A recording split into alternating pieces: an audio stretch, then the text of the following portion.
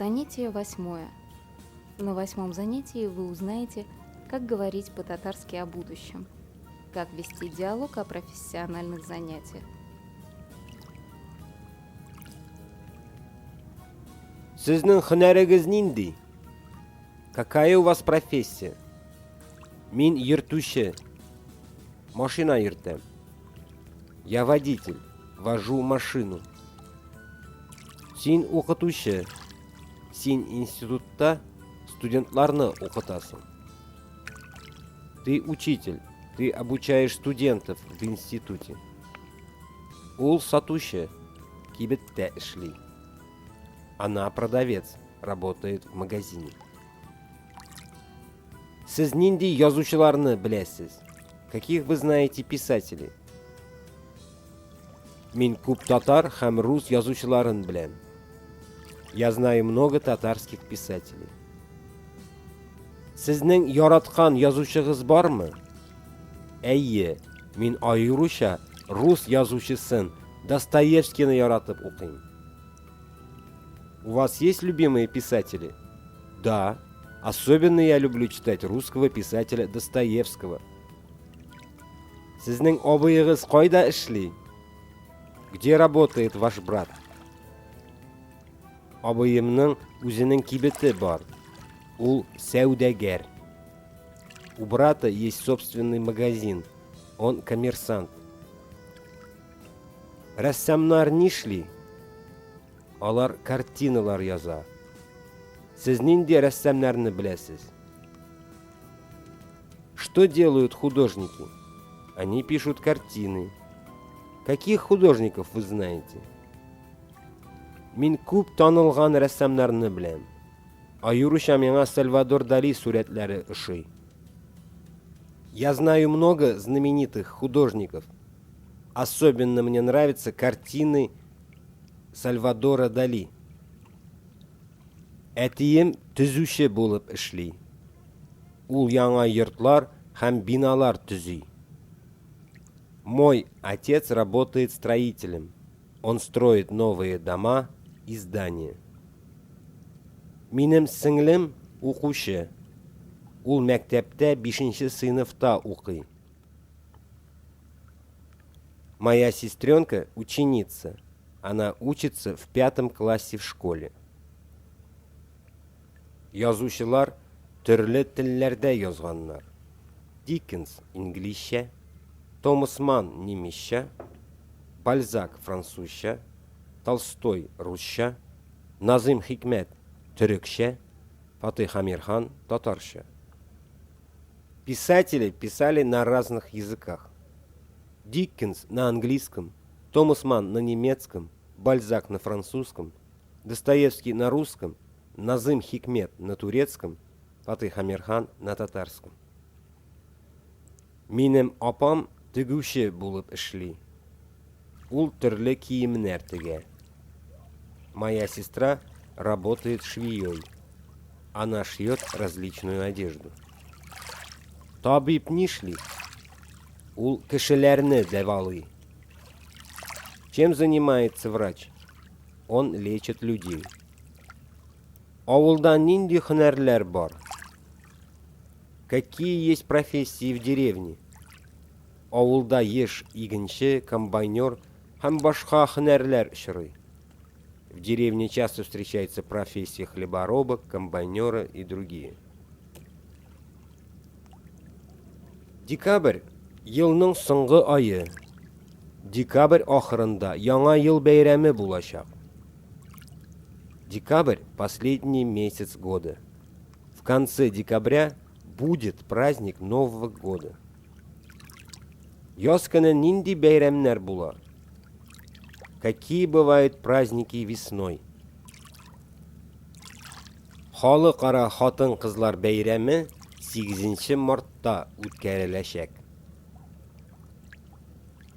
Весной 8 марта будет отмечаться Международный женский день. Җәй көне Татарстанда Сабантуе булачак. Летом в Татарстане будет праздник Сабантуя. Ә көзен нинди бәйрәмнәр була? 1 сентябрь Bilim günü. 6 ноябрь Татарстан Конституциясы günü. А какие праздники бывают осенью? 1 сентября – День знаний, а 6 ноября – День Конституции Республики Татарстан. Yaz bayramlarga boy yil fasili. Aytik, 9 mayda Rossiya xalqlari ulug' jing'u bayram etadilar. Весна – богатый сезон года на праздники. Скажем, 9 мая народы России празднуют Великий День Победы. Тизден кыш житешек. Скоро наступит зима. Кыш көне күлләрдә һәм елгаларда бозлар катачак, кар явачак. Зимой озера и реки заледенеют, выпадет снег. Аннары язда килеп җитәчәк. Карлар эрер, елгалар бозлардан азатланырлар. А потом придет весна, снега растают, реки освободятся ото льда. А теперь прослушайте эти татарские словосочетания и предложения без перевода, повторяя их за диктором. Постарайтесь их понять. Сезнең һөнәрегез нинди? Мин йөртүче. Машина йөртәм. Син укытучы. Син институтта студентларны укытасың.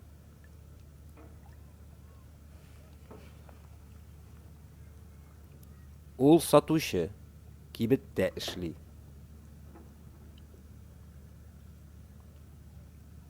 Сез нинди язучыларны беләсез?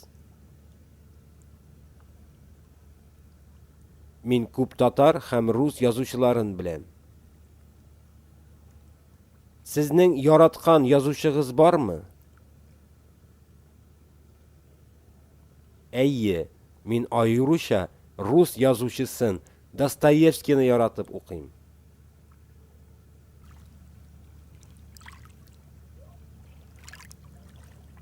Сезнең абыегыз кайда эшли? Абыемның үзенең кибете бар. Ул сәүдәгәр.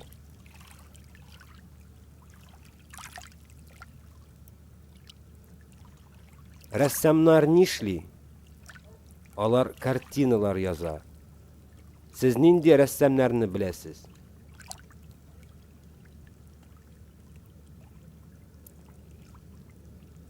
Мин күп танылган рәссамнарны беләм. Аеруча миңа Сальвадор Дали сурәтләре ошый.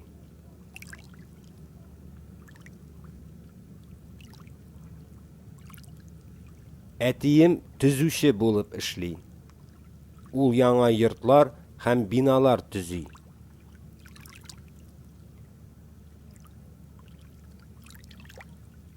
Минем сеңлем укучы. Ул мәктәптә 5нче сыйныфта укый.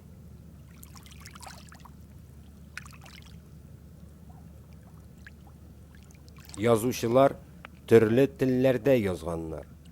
Диккенс инглизчә, Томас Манн немецчә, Бальзак французча, Толстой русча, Назым Хикмәт төрекчә, Фатих Амирхан татарча.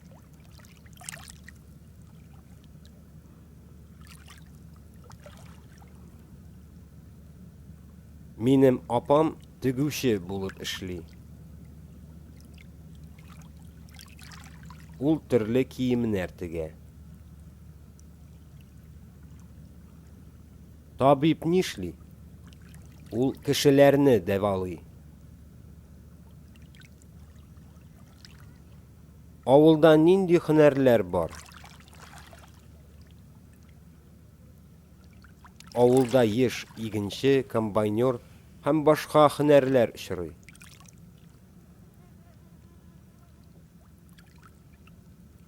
Декабрь елның соңгы айы. Декабрь ахырында яңа ел бәйрәме булачак.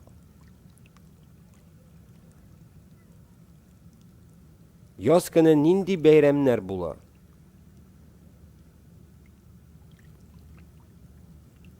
Халыкара хатын-кызлар бәйрәме 8 мартта үткәреләчәк.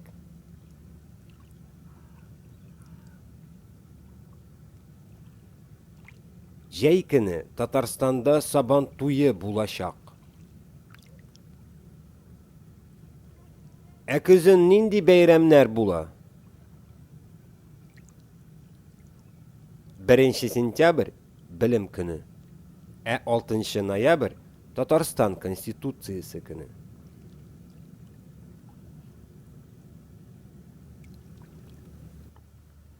Яз бәйрәмнәргә бай ел фасылы. Әйтик, 9 майда Россия халыклары Улуг җиңү бәйрәм итәләр.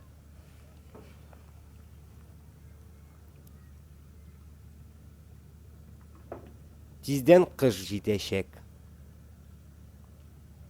Кыш көне күлләрдә һәм елгаларда бозлар катачак, кар явачак.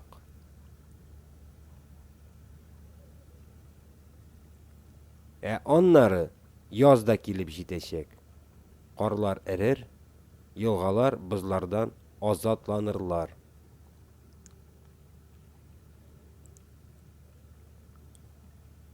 Прослушайте контрольный текст.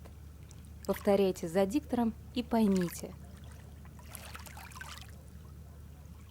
2 айдан соң кыш җитәчәк. Декабрь, гыйнвар айларында салкын булачак. Кышын кар явачак, күлләрдә һәм елгаларда бозлар катачак. Кышын күп бәйрәмнәр булачак. Кышның иң зур бәйрәме дип Яңа ел санала.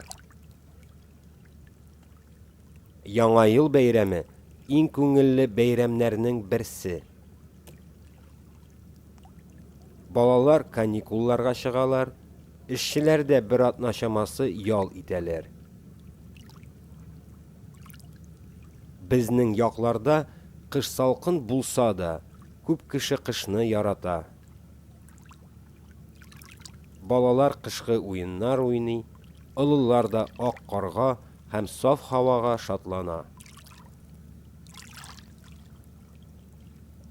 Язучы, укытучы, рәссам, сәүдәгәр, ел фасылы, бәйрәм, белем, күл, елга, боз.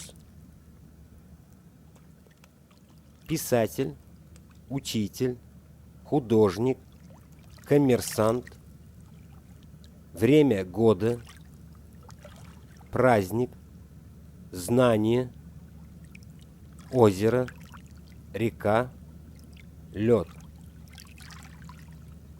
Урманчы, балташы, куянчы, лесник, плотник, кроликовод. Һөнәр, шөгыль, сурәт. Профессия, занятие, образ. Үткәрелү, кату, ял итү, азатлану, җитә, җитәчәк.